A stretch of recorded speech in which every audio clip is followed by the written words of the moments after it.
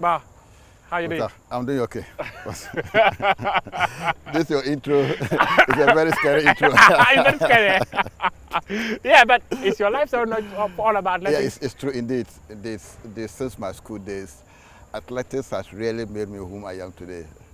If not athletics, I wouldn't be where I am today, and I wouldn't even know what I would have been doing by this time. So if anyone had asked you, aside from athletics, what else would you have done? You wouldn't have. No, that would have been a very difficult question for me to answer, because my life has been athletics. So aside from athletics, what would Bawah have done if I don't know for that sport?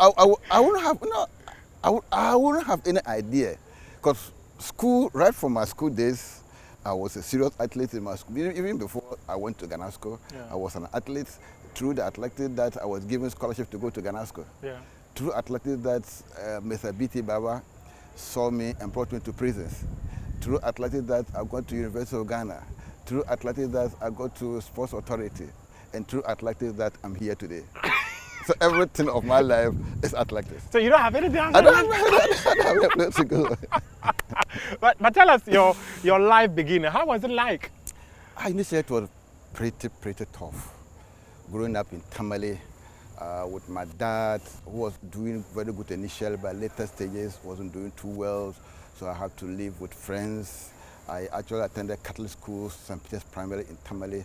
Those days they were giving food.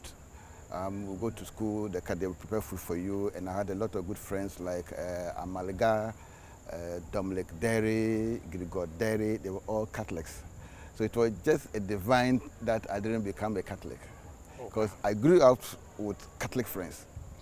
I was the only Muslim boy who was allowed to be among the CYO in Tamale. So I would go to church, cathedral with them. On Wednesday, we go and sing hymns. Saturday, we go to CYO meetings. So it was there that I started with these Catholic friends till I got to athletics. There was one Mr. Adochim, I don't know where he is now, but wherever he is, I greet him. He encouraged us to do sports when we were in school. Okay. So sometimes he would take a bicycle, we would run to Vitim and run back. That's where it started. Okay. We were running back to Vitim, back to While school. He's paddling the bicycle? Paddling the bicycle, he would march everybody in the school to run. Go until we did one interzonals, and I was first in 200 and 400, and we went to the interzonal. I wasn't having spikes at that time, so I ran barefooted, and I had blisters all over my legs, so I couldn't come back to run the finals. But with some strange reasons, when the team was selected for district, I just followed them. I wasn't qualified, I was not invited, but some strange reasons, I joined them for training. We were training. When they were going to go to the inter-district, they did trials again, and I beat everybody. That's where the story started. Fast forward, I was given a scholarship to Ghana school, and when I went to Ghana school Form 1, I beat everybody in the school. And that made me to be popular in the school. And there was one PE master called Apau Mensah. He did a lot. Apau Mensah saw me and knew that I was interested not only in sports, but also in academic work. So anytime I thought Apau Mensah went around to see who among the sports boys who was in class. When he came to the class and see me in the class, he was okay, he will leave. So if JB is in the class, I'm okay. So Apau Mensah really wanted me to combine academic with the sports. So even though I was very good doing my sports in Ghana school, I was doing so well academically. So when we got to O levels, I passed the O levels.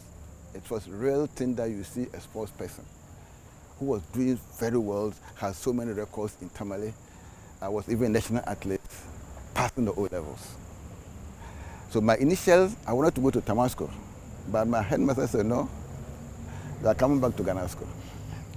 But there was one person that I need to make mention of, Mr. Charles Adama. He was the best of Ghana school at that time. he actually let me see, he opened up the world of sports to me when I was a student. Those days that Said Awita, Kipketer were running, whenever they won a race, he would call me to his office, me and my brother to his office, oh, JB, you see this person, he has won $50,000. In the future, if you also do well, you also go and win that kind of money. Anytime after we went for interzonals or inter-schools, he would make his wife to prepare very good food. Because you needed the food. Yeah, we needed the food. You take, so those people that really encourage us, and they always told us that to take our academic work as serious as the sports. So we never left it back. After training, we go to class. After class, we go to training. That was what we did, because we knew that our background wasn't good. And in Ghana school was a sixth form school, and when I was in Form 4, I was given a prefectorial position. Huh? Yes, a sixth form school. A Form 4 student was made assistant sports prefect. So I could go to dining hall with my khaki shorts and with my white top among the seniors, sixth formers, making announcements, and I could punish some of my classmates. It was a fun. It was a fun. I never took that position very serious until now that when I look back. So that was a very great honor given me to be a prefect, even though a junior school, a sixth form school, and a Form 4 student, given a prefectorialship to sit with sixth formers to eat in the dining hall. Whenever they were doing anything, I was always with them. I mean, the headmaster, Mr. Bwale Nasaka, he's now Bwale Nasaka and Charles Adama, they really did very, very well for me when I was at school. But as a young boy who was following Catholics, how were you able to withdraw yourself from the Catholic family and got back into your initial religion, which is Islam? It all started from the childhood. When we were growing up, we had my character that we were going. Yeah. Even though I had a very good friends, a close relationship with the Catholic friends, I was still attending my makaranta. Oh, okay. My makaranta. Oh, okay. If you don't attend the makaranta, you know, they will beat you.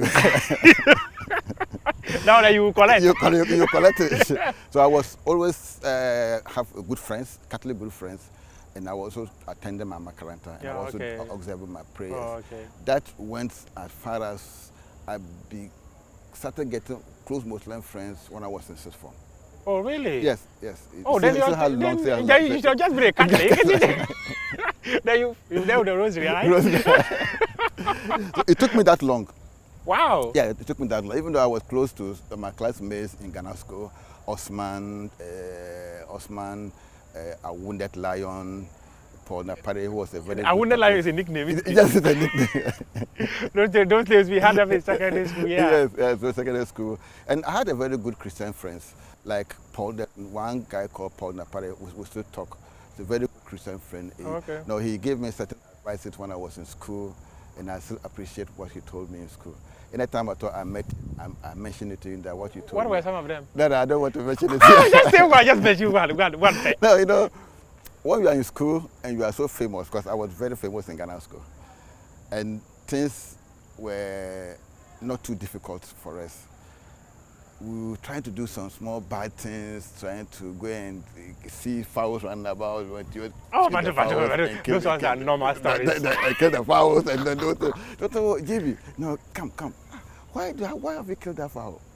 So they said, no, don't do that. Please stop it.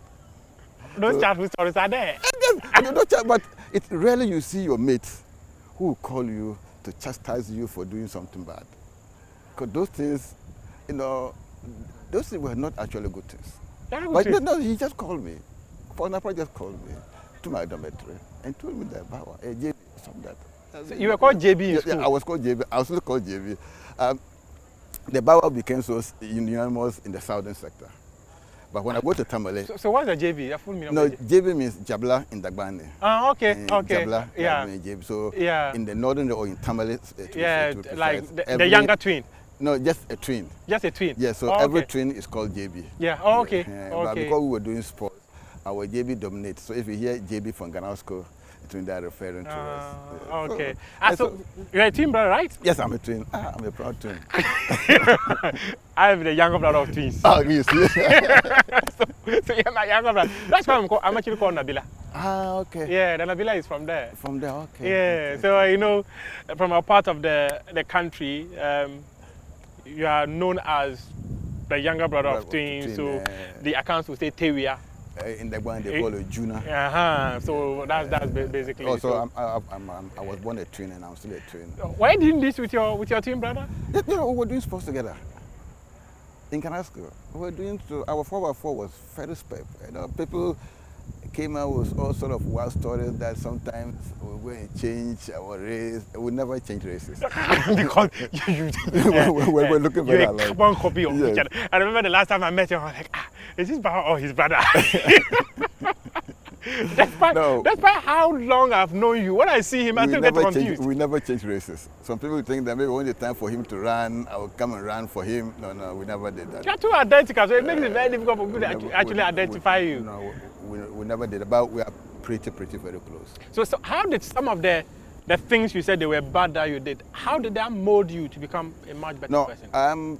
I'm so fortunate that most of the times I get very good friends. Sometimes I start to do something, someone will just call me, hey, JB. Don't do it. Don't do that, stop it. You are too decent to do that. Almost all the time of time, anything that I want to start which is no good, somebody, even up to today, somebody will just come to you.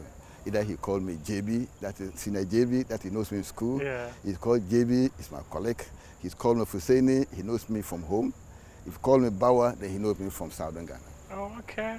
And that has really helped you a lot. It has really helped me a lot, even today. Certain things that sometimes I will do something, even currently, someone will just call me or come to my office. Bawah, how did you said this, you've done this. At the next time I thought if you have said it this way or if you have done it this way, now I just thank that person. And you've been fortunate to have people guide you in some of the things you need to do. Yes. My friends, I always have good friends. I don't know one way or other, people come to me, if they are not good to me, within no time, they have been exposed. Within no time. Yeah, they have been exposed. So people don't understand sometimes I'm so glued to certain people. And some people find difficult in coming closer. Yeah. Yes. Because I always give people the first right of trust. Until you betrayed me, then I'll tell you in your face that, no, I can't work with you. This is what you've done.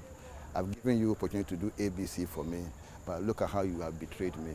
We can still be friends, but I will not have that trust for you again. Oh, I'll tell you.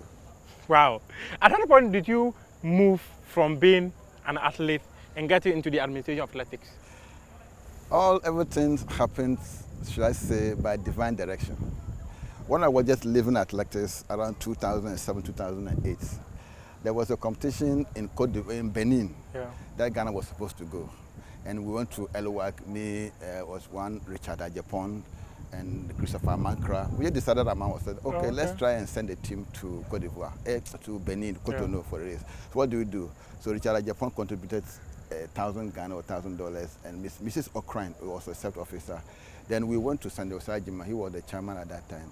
He also gave $1,000.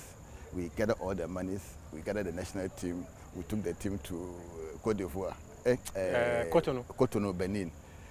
So we went. We were just living at Atlas, but we went there as officials. Little did we know that one day we will be in charge of athletics. So we took the team to Cotonou and we brought it back. And when I came here to do my national service, I was initially sent to the Chief Sport Development Officer's office. Okay. So one day, the Ghana Athletics Association were doing a meeting, executive board meeting, and I was asked to go and serve them. So when I entered, Sunny knew me very well at that time. He asked me, Bawah, are you here? So here. So why don't you come and help in athletics office? So I'm ready to help. That's how it started. Okay. And Sandy wanted me to become the Secretary General at that time. But that was the time that his move out came. Yeah. So it was that up and down, finally, and then he left. Professor Dodo also came, and I finished my service at that time. So I had applied for an NSA job, and when they were doing the shortlisting, The first list came, my name was not there. Second list came, my name was not there. The final list came, my name was not there. Hey, So, 3 separate lists. Separate lists, my name was not there at all. So I went to then the late Adoko to tell him that if he can do something for me. So when the final list came out and my name is not there, he cannot help me. So whoever that I want to speak to, I should go and speak to that person. But he cannot help. I thank him. And before then, I used to sit with Mr. Walanya Agra at Legon when I was still at Legon. Okay. We used to sit at the lovers bench. There was a lovers bench just beside the Legon Hall handball court. Now those benches have been removed. Yeah, okay. We used to sit down every Saturdays. We would sit there and chat. I never knew who he was. But we were just meeting there Saturdays. Sit down and chat, sit down and chat. I never asked him who he was. I never asked why we were sitting down there. But we were just sitting down every day. So when I was going, and somebody told me that Mr. Agra was coming to take over NSA. I said, oh, that is good. So I called him and asked him, he said yes. So the day that I was leaving Sports Authority here for good, I met him just behind his office. Then he asked me, where was I going? I said, oh, I was going home because my colleagues have all given the interview letters. I was the only person who wasn't given. So that is the reason why I should stay. They said, oh, no, come, I need you.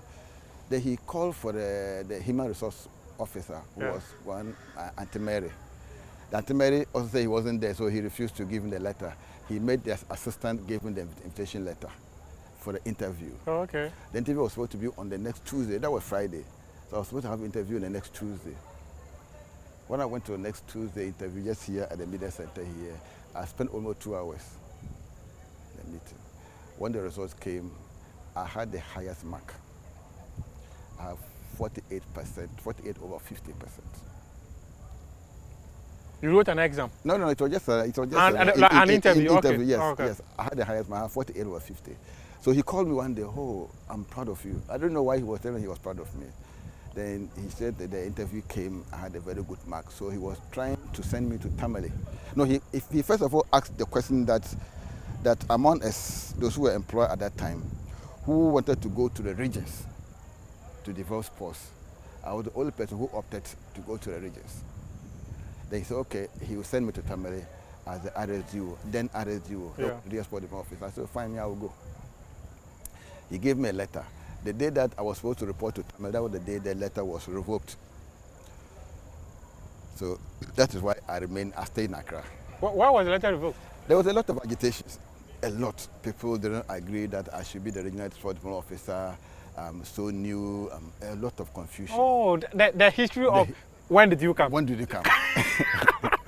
Okay. So I was actually given a letter.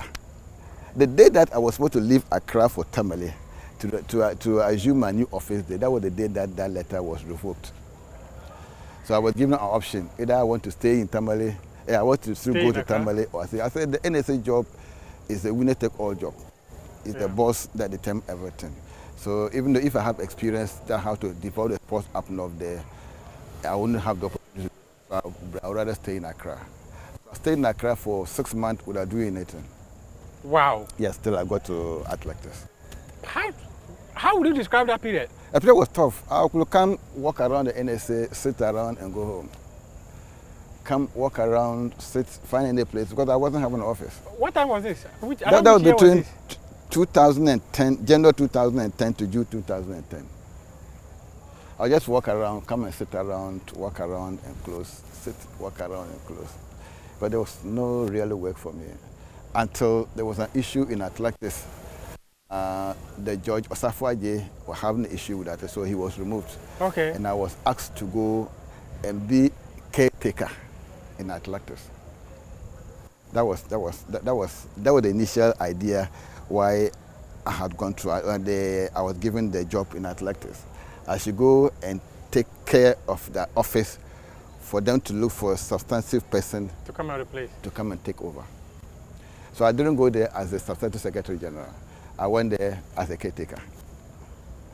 And the story is everybody to see now. Okay. Hello, welcome back to Prime Take with me, Muftau Nabila Abla, and tonight I'm speaking to the Chief Executive Officer. He's no longer the Chief Executive Officer. He's the President of Ghana Athletics, Bawah Fuseini. And he's been sharing with us his life story. And then, Bawah, you were telling me the story of how difficult the days of you starting at the National Sports Authority was. Yes, it was pretty tough. It's very rough at that time. It was very rough at that time. Between 2010 January to 2010 June, pretty rough. I could come, I didn't have a place to sit. I come and walk around. I enter 10 o'clock from the other gate. While I wait time, 2 o'clock, and I will exit another gate. Were you paid? I was paid. I was being paid. So I was until I was asked to go and be the caretaker of athletics. Yeah. Yes. So that was very huge challenge. Extreme challenge. Because I got to the office, there was nothing there for me to refer to. There was no handover. There was nothing. Just the outgoing secretary general had handed over to Mr. Adoko. He didn't hand over to me. He handed over to Mr. Adoko. Mr. Adoko just asked me to go and sit in there for him to look for a substantive person to come and take over. So my first competition was pretty tough because I didn't know how to do the budgets. I didn't know how to write memos. But prior to that, I was assistant Ampomfi Junior in the swimming association. Oh, the current Ampomfi Junior? Ampomfi Junior, yes. Oh, wow. Yes, I really understudied him when I came there earlier, end of 2009. So all the memos that he was asking me to write, and he would directly write the memos, I kept them in my box in the house. So when I resumed, I went back and took all the memos. So anytime I wanted to write a memo, I referred to that particular memo, and I started writing till I became perfect in memo writing. So you learned on the job? On the job, yes. I learned on it. There was nowhere I could. There was nobody I could turn to. Those who were there when I came, later on I got to know that all what they were teaching me or they telling me to do were absolutely wrong things. How? They were just there to make sure that I failed.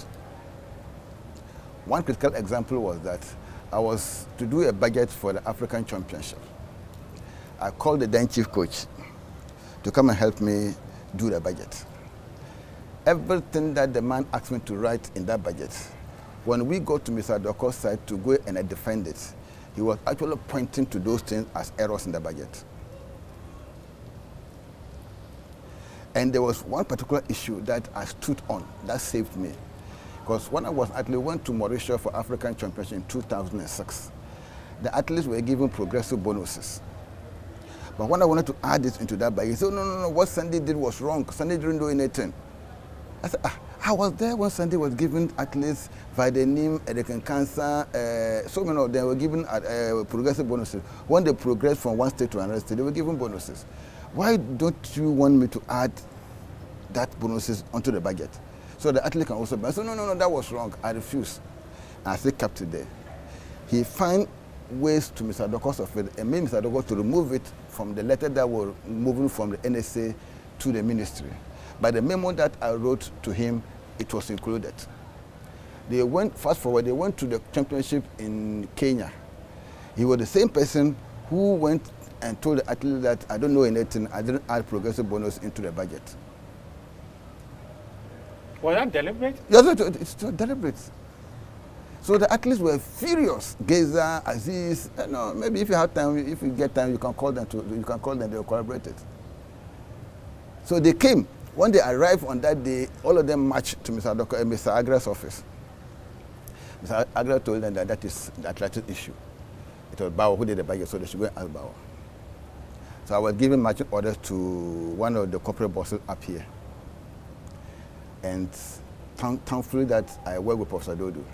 He taught me how to handle documents, how to keep documents. So when I was going, I packed all the documents that I had with me, then we went. So the first one they asked about their local allowance, I said local allowance is coming. The minister hasn't yet given it, but when it comes, I'll let you have it. Then what about progressive bonus? I said they should ask Commodore. I showed them a memo that I wrote to NSA, including progressive bonuses. I also showed them the copy, the letter the NSA wrote to the ministry. The bonuses was expunged from it. to ask them, is that my signature? So, no, this is my signature. Those things were included. If you want to know the reason why it was removed, ask him. That was where the meeting ended. so the athletes had to turn their backs to him. Yes. No. They didn't do anything. They didn't say anything. They didn't do anything. The meeting just ended like that, and everybody went his way. That might have been some difficult starting days for you at the athletics office. Pretty difficult office. So you can understand later in my administration, some people were not getting favored from me, but people don't understand why there was that kind of friction between me and some of them. We always give them opportunity. They always come back to prove to us that they are not people that we can work with. I can give you thousands of examples. One critical example, when we went to Daegu 2011 for the World Championships, we were the first in Africa, so we were expected to at least go to finals. When we got there, in our the athletes ran very poorly, so we called the chief coach. What was the problem? He diagnosed the problem perfectly, that either Aziz is not informed or Aziz is hiding injury. We were to fly from Daegu to Maputo for the African Games. So we asked him, so what do we do to rectify? Because we need to win gold medal in Maputo. He said, when we get to Maputo, he either drop Aziz or he will do trials to pick the best four. We gave him our absolute support. Whatever he was going to do to get the team gold medal, we were for it. At this point, you were in charge of running the athletics in the country. Yes. So we went there. He didn't do the trials. He didn't drop Aziz. And Aziz was the anchor leg. Aziz took the baton. Ghana was leading, and handed the baton to Aziz. 2 steps ahead of Nigeria. The Nigerian ran him down just at the tip, and Ghana became second. So Prophet Dodo became angry. He said, Bawah, this guy is deliberately sabotaging us. So what role was Prof occupying then? No, Prof was the president at that time. Oh, okay. Yes, I was the secretary general at that time. Yes. He said, this man, I can't work with him. We're giving you our absolute support. To make decisions. To make the decisions. You said you were going to do A or B. He didn't do either of them. Who was the coach? That was Albano Kweza Komodoro. So he either he didn't want them to win the gold medal, or he was thinking something else. That was the time Professor Dodo told me that, Bawah, I can't work with this man. He kept on sabotaging us. Why should we keep on working with him? That was the start of another controversy with him. But Athletics Federation, or association, yeah. It's been fraught with lots of controversies. Lots of controversies. I remember, just aside from the one you're just talking about, yes. then came the championship that took place in Botswana. Then when we came back from Botswana, then this girl, Martha Bisa, went to China, Nanjing, yes. Where she won the gold. The gold came back. And you were supposed to have a very good will. Yes. But I think within that period, the goodwill kind of disappeared. No, just vanished. There were some forces that didn't believe that Professor Dodo should be the president. So no matter what we did at that time, whether good or bad, people will find something negative about it. Look at the Matabisa case. Nobody ever asked, how did Matabisa win that medal? Nobody ever asked. It was the same Professor Dodo who was going through data that I produced for him. Then saw that Matabisa was constantly running 212, 211, 212, 211. So now this girl can do something. Then took her to Botswana African Youth Games. Yeah. At that time, the entries has even closed. But Dodo had to use his connection at the World Athletics to get her entered. He went there, then she played third. And at the youth level, they don't allow one country to present 2 athletes in one event. Yeah. So it was 2 Kenyans. So the second Kenya was dropped, and Matabisa became the second person to the Nigerian.